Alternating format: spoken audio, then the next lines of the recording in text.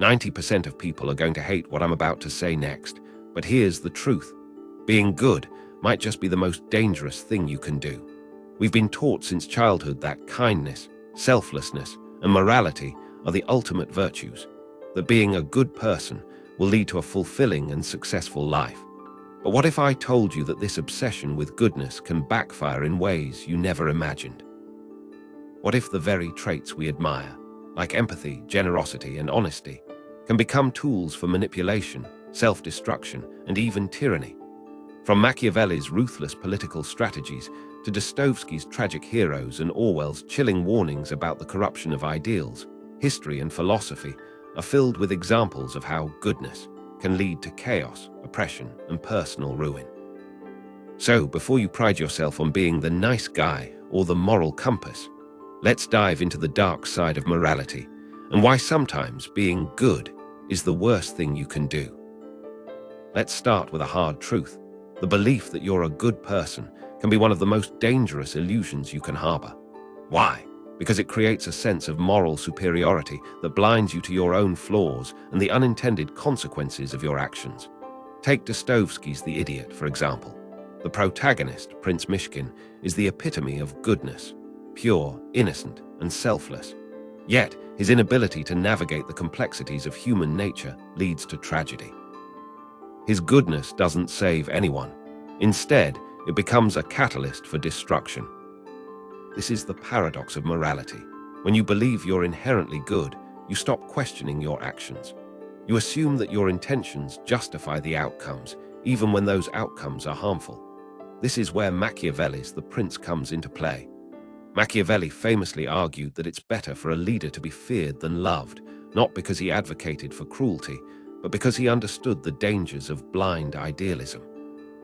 A leader who prioritizes being good over being effective often fails to maintain order, leaving chaos in their wake. Good intentions don't always lead to good outcomes. In fact, they can lead to some of the worst atrocities in history. George Orwell's Animal Farm is a perfect example of this. The animals overthrow their human oppressors in the name of equality and justice, only to create a new system of oppression under the pigs. The pigs justify their actions by claiming they're working for the greater good, but their good intentions become a tool for tyranny. This is the dark side of morality. When people believe they're fighting for a just cause, they're willing to justify almost anything. Think about the Spanish Inquisition, the Salem witch trials, or even modern-day cancel culture. In each case, people committed horrific acts in the name of morality. They believed they were on the right side of history, and that belief gave them permission to dehumanize others. Now, let's talk about the personal cost of being good. In a world where power dynamics are constantly at play, being the nice guy often means being the one who gets taken advantage of. Dostoevsky's Crime and Punishment explores this theme through the character of Sonia, a selfless and compassionate woman who sacrifices everything for her family. While her goodness is admirable, it also leaves her vulnerable to exploitation and suffering. This is a harsh reality. When you prioritize being good over being strong, you open yourself up to manipulation. People will use your kindness against you, whether it's in personal relationships, the workplace, or even politics. Machiavelli understood this well. He argued that a leader must be willing to do whatever it takes to maintain power, even if it means being ruthless. While this might sound cynical, it's a reminder that blind goodness can be a weakness in a world that rewards strength and strategy. One of the most chilling aspects of morality is how easily it can be corrupted. Orwell's 1984 illustrates this perfectly. The party in 1984 claims to be working for the greater good, but their version of good is a twisted distortion of reality. They use morality as a tool for control, rewriting history and manipulating language to justify their actions. This is the danger of moral absolutism. When you believe your version of good is the only valid one, you become blind to the harm you're causing. This is why Nietzsche warned against the dangers of moral systems. He believed that morality was often used as a weapon by the weak to control the strong. In Beyond Good and Evil, he argued that traditional morality was a form of slave morality, a way for the powerless to impose their values on the powerful. Empathy is often seen as the cornerstone of morality, but it can also be a double-edged sword. While empathy allows us to connect with others and understand their pain, it can also lead to emotional burnout and poor decision-making. Take the case of a doctor who becomes too emotionally invested in their patients. Their empathy might cloud their judgment, leading them to make decisions that are emotionally satisfying but medically unsound. This is the burden of empathy. When you feel too much, you risk losing sight of what's truly important. Dostoevsky, the brothers Karamazov, explores this theme through the character of Alyosha, a deeply empathetic monk who struggles to reconcile his faith with the suffering he sees in the world. His empathy doesn't provide answers. Instead, it leaves him paralyzed by doubt and despair. Self-sacrifice is often seen as the ultimate act of goodness, but it can also be a form of self-destruction. When you constantly put others' needs above your own, you risk losing yourself in the process. This is a recurring theme in Dostoevsky's work. In Notes from Underground, the protagonist's self-loathing and inability to assert himself lead to a life of misery and isolation. This is the dark side of self-sacrifice. When you give too much of yourself, you end up with nothing left.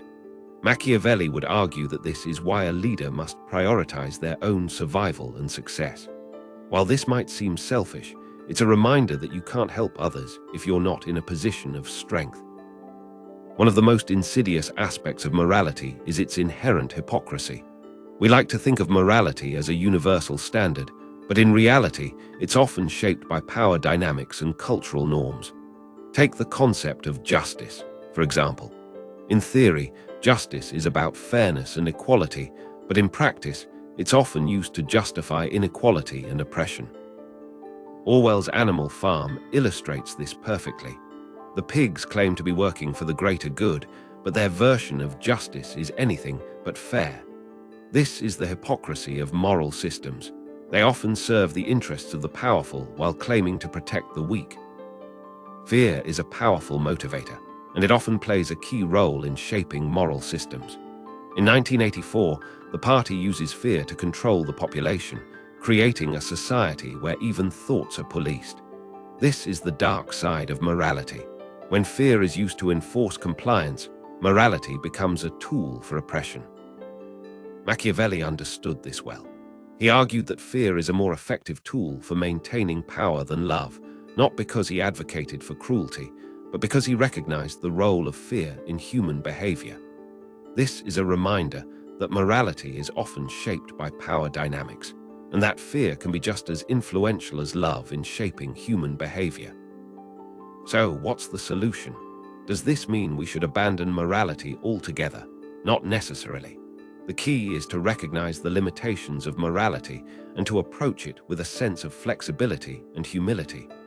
Machiavelli's The Prince is often seen as a cynical work, but it's also a reminder that morality must be balanced with pragmatism. This is the lesson we can take from Dostoevsky, Orwell, and Machiavelli, that morality is a tool, not an absolute. It can be used for good or for evil, depending on how it's applied. The challenge is to navigate the complexities of human nature without losing sight of our humanity. In the end, the dark side of morality is a reminder that goodness is not a guarantee of success or happiness. It's a tool, like any other, and it must be used wisely. The stories of Dostoevsky, the warnings of Orwell, and the strategies of Machiavelli all point to the same conclusion: that morality is a double-edged sword. It can inspire us to be our best selves, but it can also lead us astray if we're not careful. So, the next time you pride yourself on being a good person, ask yourself, are you truly doing good, or are you just following a script? Are your actions leading to positive outcomes, or are they causing harm in ways you don't even realize? The answers might surprise you, and they might just save you from the dark side of morality. Morality is a powerful force, but it's not infallible. Blindly chasing goodness can lead to unintended consequences, both for yourself and the world around you. The key is to balance idealism with pragmatism, empathy with strength, and morality with self-awareness. So the next time you're faced with a moral dilemma, ask yourself, am I doing what's truly right, or just what feels good? Share your thoughts in the comments. Do you believe goodness can be dangerous? Let's start a conversation. And if this video made you think, don't forget to like, subscribe, and explore the darker corners of human nature with us.